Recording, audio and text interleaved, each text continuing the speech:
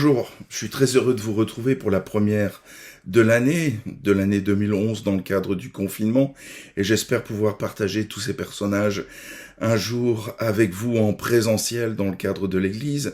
Mais bon, pour l'instant c'est comme ça, il faut faire avec et puis on fait avec et ça ne nous empêche pas de réfléchir aussi à cette grande réalité spirituelle qui sont justement les réveils spirituels et je pense que cette situation est propice aussi au questionnement par rapport au réveil spirituel. Ce soir, j'aimerais partager avec vous quelqu'un qui est vraiment important, en tout cas pour les mouvements pentecôtistes, pour l'histoire du pentecôtisme, c'est William Seymour. Donc l'histoire de William Seymour est liée bien sûr à un lieu que tout pentecôtiste averti et qui cherche à en savoir plus sur ses racines. William Seymour est lié à un lieu, c'est-à-dire à Azusa Street, à Los Angeles. Il s'agit de l'homme qui, pendant ces temps d'intercession, va mettre sa tête entre deux caisses de lait et prier pour que l'effusion du Saint-Esprit vienne sur lui. Il est né à Centerville, en Louisiane, le 2 mai 1870, donc quelques années après la guerre de sécession. Il a grandi dans une famille baptiste, mais sa foi est caractérisée par une recherche profonde de Dieu, d'une intimité et d'un désir de vivre une vie qui honore Dieu. Il est marqué par les réveils de sainteté, donc de Finney, de Charles Finney, de John Whitefield, donc ces grands réveils où la sainteté de Dieu était remise à l'honneur. Donc il est marqué par ces réveils de sainteté qui ont impacté les États-Unis.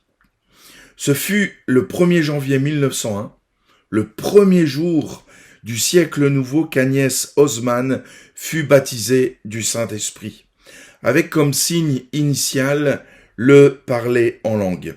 Où ça?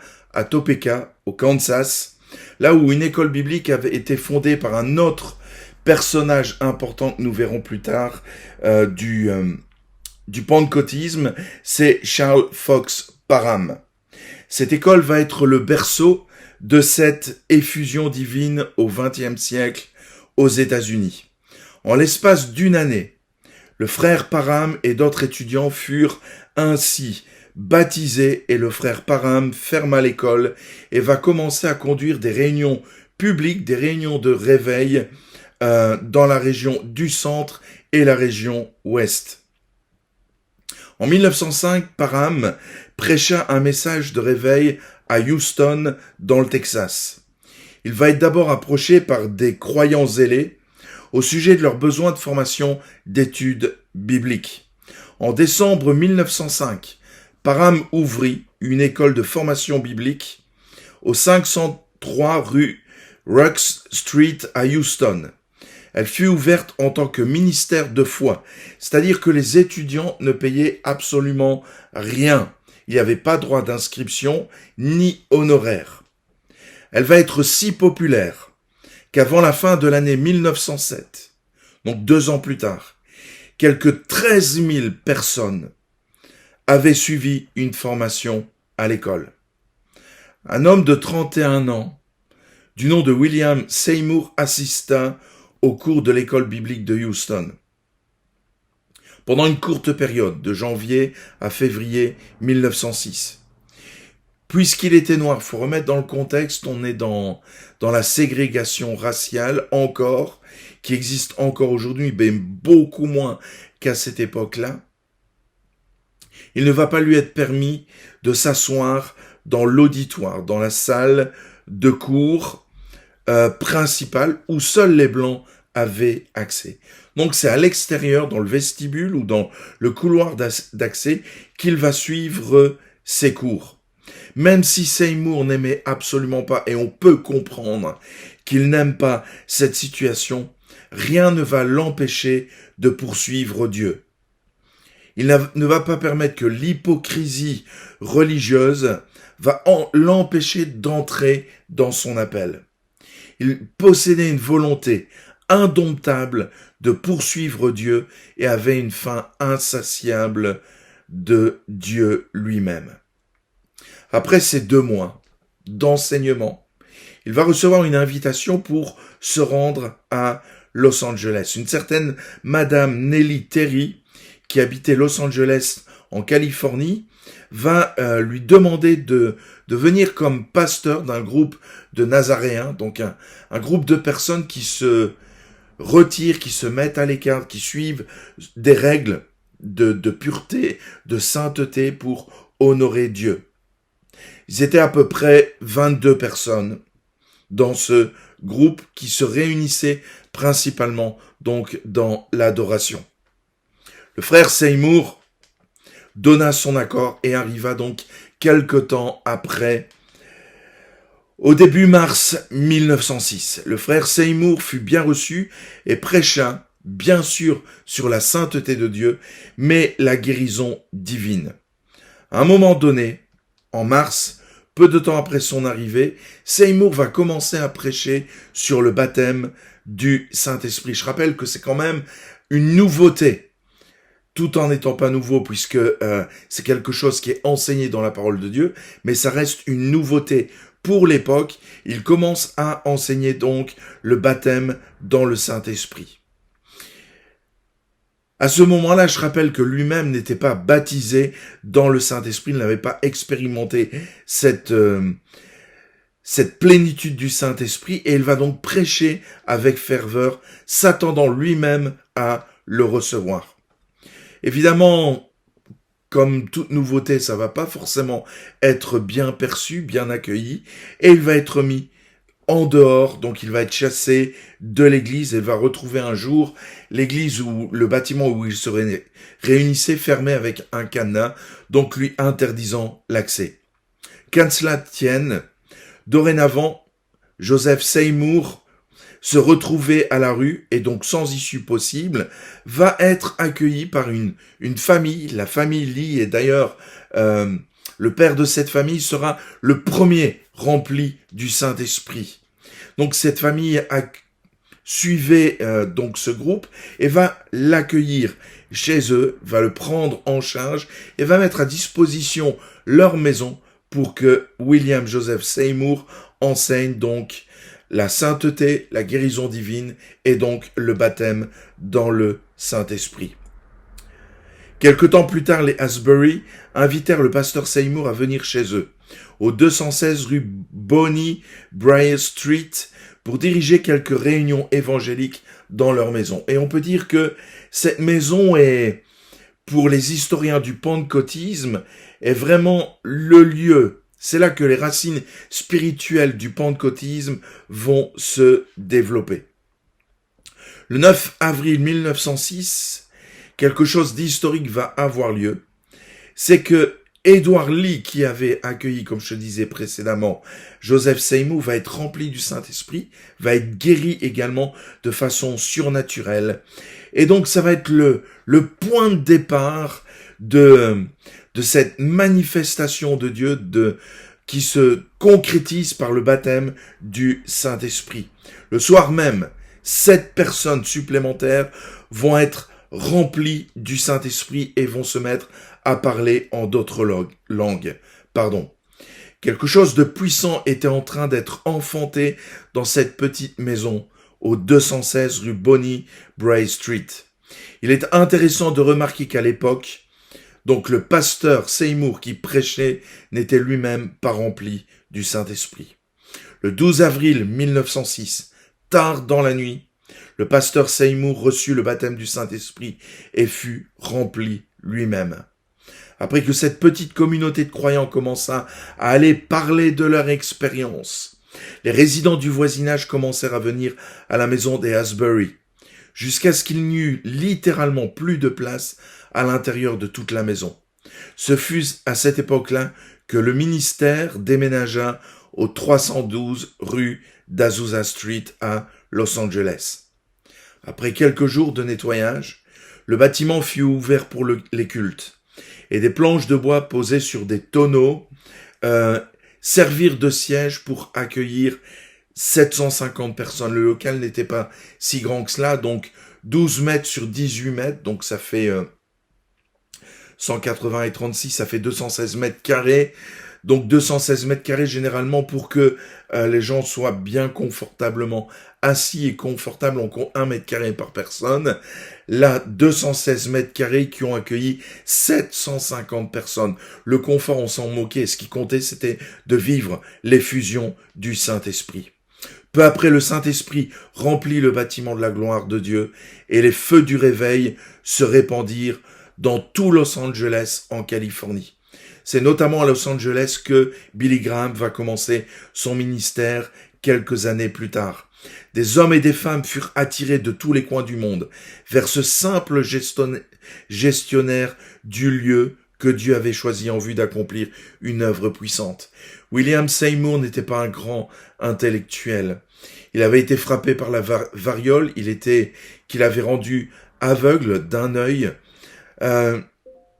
Il avait, on pourrait dire, rien de spécial pour attirer les regards, mais il était rempli de la puissance de Dieu et ce qu'il disait venait directement de Dieu. Évidemment, comme toute nouveauté fait peur, les accusations vont abonder par rapport à la glossolalie, où on va vraiment mépriser la glossolalie, où on va vraiment avoir du mépris pour tout ce qui se passait. N'empêche, Dieu agissait et les signes de la visitation de Dieu étaient vraiment tangibles. William Seymour va, pour répandre la foi et répandre cet enseignement biblique, donc le baptême dans le Saint-Esprit, une deuxième expérience dans la vie du chrétien, né de nouveau. Donc le baptême dans le Saint-Esprit va utiliser un outil, donc une espèce de journal, donc la foi apostolique, qui va à un moment donné avoir 50 000 abonnés. Le premier supplément du journal, la foi apostolique imprimé en septembre 1906, va décrire la première réunion, les toutes premières réunions. Les réunions commencent à environ 10 heures du matin et ont du mal à finir avant 10 heures du soir ou minuit. Donc des réunions qui durent entre 12 et 14 heures de moyenne. Et quelquefois 2 ou 3 heures du matin. Donc 17 heures de réunion non-stop. Parce que tant de gens sont en recherche. Et certains sont allongés par terre, comme morts, sous la puissance de Dieu. Les gens cherchent l'autel. Nous sommes incapables de dire combien de personnes ont été sauvées et baptisées du Saint-Esprit, guéries de toutes sortes de maladies. Beaucoup parlent dans de nouvelles langues, et certains continuent leur chemin dans des champs de mission à l'étranger, avec le don des langues. Un ivrogne fut pris de conviction dans une réunion de rue, et leva la main pour recevoir la prière. Ils ont prié pour qu'il soit libéré de l'alcoolisme. Il vint à la réunion et fut sauvé, sanctifié et baptisé du Saint-Esprit. Et 3 jours plus tard, il parlait en langue et louait Dieu. Il se reconnaît à peine. À partir d'Azusa Street, le pentecôtisme se répandit rapidement dans le monde entier et commença sa progression jusqu'à devenir une force majeure dans la chrétienté. Avec Charles Parham,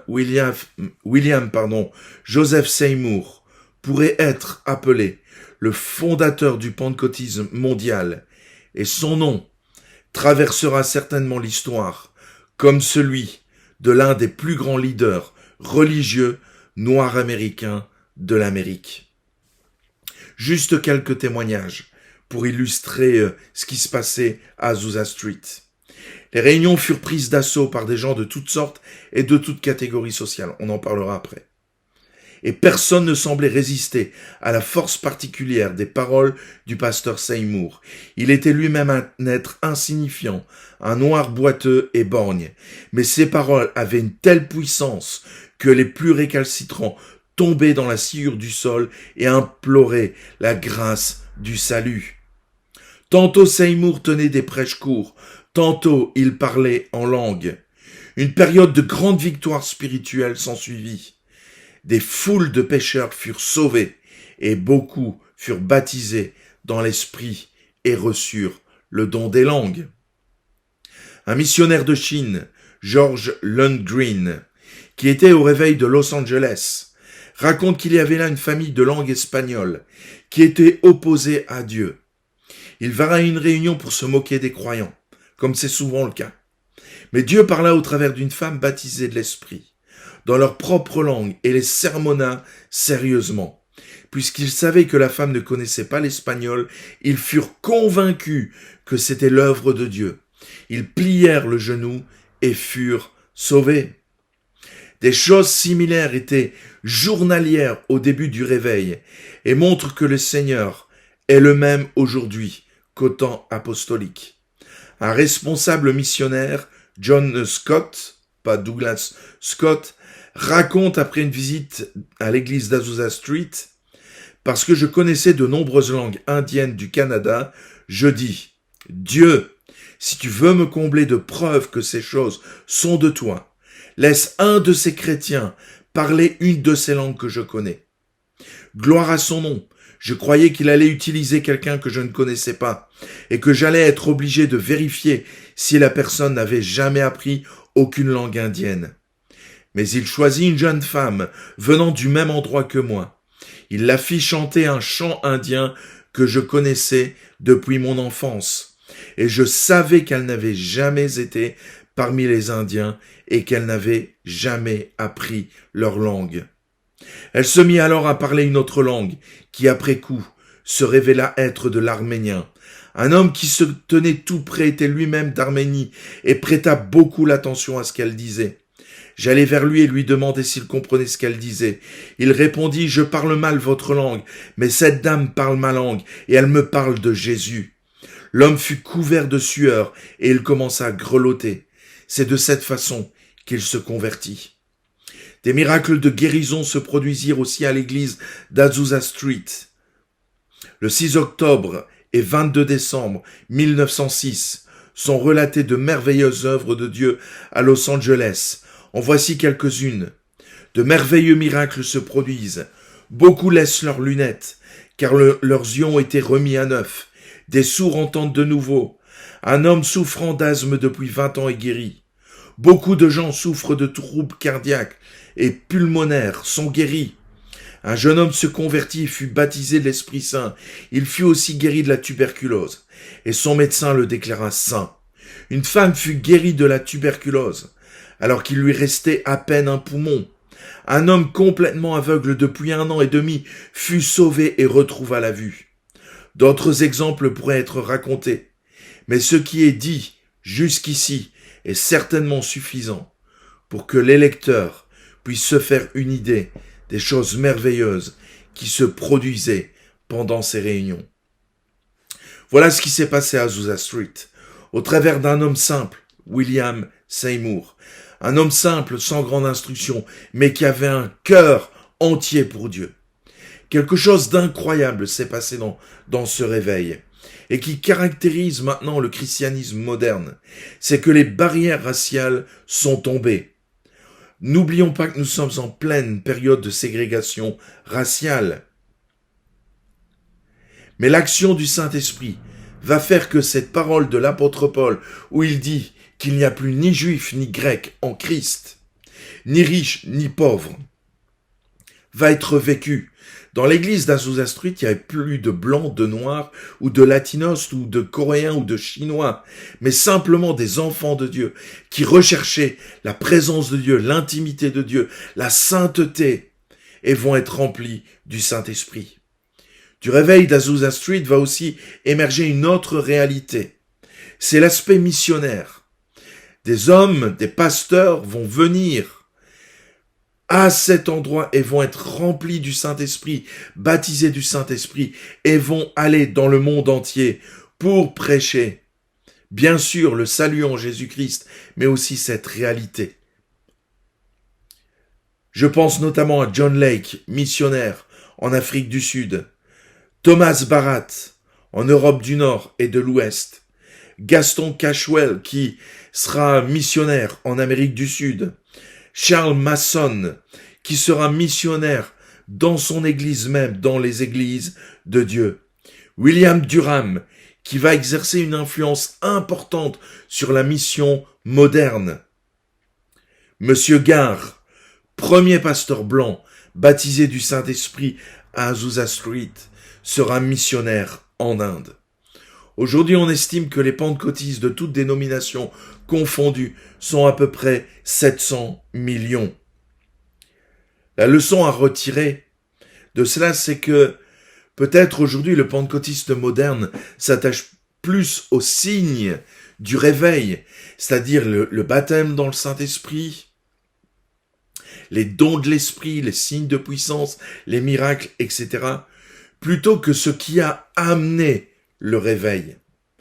La leçon peut-être à retirer de ce qui s'est passé à Azusa Street, c'est qu'il nous faut rechercher ce qui a amené le réveil à Azusa Street, c'est-à-dire un désir profond de vivre la sainteté de Dieu, un esprit de repentance, comme Dieu le dira dans 2 Chroniques 7,14, « Si mon peuple, sur qui est invoqué mon nom, s'humilie, prie et me cherche, je l'exaucerai des cieux, j'effacerai son péché et son pays, je guérirai. » Un esprit de repentance, une prière fervente, l'intercession. On raconte que William Seymour passait en moyenne 5 heures de prière par jour. 5 heures de prière par jour, mes amis, une prière fervente. Et puis la 4e chose, le désir d'être entier pour Dieu. Le désir d'être entier pour Dieu. Alors c'est vrai que lorsque nous le voyons dans l'histoire, tous les réveils sont venus dans des périodes de crise. Je pense au réveil du Pays de Galles, les différents réveils spirituels en Amérique, même aussi chez nous, dans des périodes de crise politique, crise économique, ou même situation d'insécurité où il y a des guerres, etc. Nous sommes dans une crise, peut-être que Dieu veut utiliser ces moments pour nous amener à réfléchir, non pas sur les conséquences du réveil, mais sur la source du réveil, c'est-à-dire la sainteté de Dieu, un esprit de repentance, une prière fervente et le désir d'être entier pour Dieu. Pauvres sommes-nous, mes amis, pauvres sommes-nous, alors que nous sommes appelés à la richesse en Dieu. Que Dieu nous aide, que Dieu nous aide. Soyez bénis, on va prier ensemble. Seigneur, je te prie vraiment pour que ce qui animait cet homme, ces hommes, ces femmes, Azusa Street, soit notre source de vitalité spirituelle. Que nous puissions vraiment rechercher ta sainteté, être animés d'un cœur qui désire être entier pour toi, rempli pour toi. Qu'il y ait un désir profond de vivre une communion fervente avec toi, de prier non pas avec une liste comme de Colruyt, comme je le dis souvent, où on vient avec notre liste de sujets, mais où on intercède pour que tu te manifestes dans nos vies et dans la vie des autres, suppliant pour le salut des uns et des autres. Saint-Esprit, tu agis dans nos cœurs, tu nous façonnes, pour que ces moments soient propices à un regain d'intérêt pour l'Église, un regain d'intérêt pour la foi, un regain d'intérêt pour vivre la puissance et être rempli du Saint-Esprit. Mène-nous à plier le genou, ce qui est le plus compliqué, pour recevoir ta visitation. Nous te bénissons, Seigneur, parce que tout ce que ces hommes et ces femmes ont vécu, nous pouvons le vivre aujourd'hui, sans distinction de race, de culture, de niveau social. C'est pour chacun de nous. Alors agis en nous, visite-nous, et convainc-nous de cette réalité, qu'elle est pour chacun de nous. Béni sois-tu, Jésus, parce que tu as des choses en réserve pour ton Église et pour chacun de nous. Amen. Alors soyez bénis abondamment, abondamment. Et je vous invite à rechercher donc des documents, à vous intéresser à l'histoire du pentecôtisme, pour voir comment le baptême dans le Saint-Esprit que ces hommes ont reçu et vont enseigner et transmettre aussi, va changer le cours de l'histoire du christianisme. À très bientôt. Portez-vous bien, soignez bien, faites attention les uns aux autres et soyez bénis.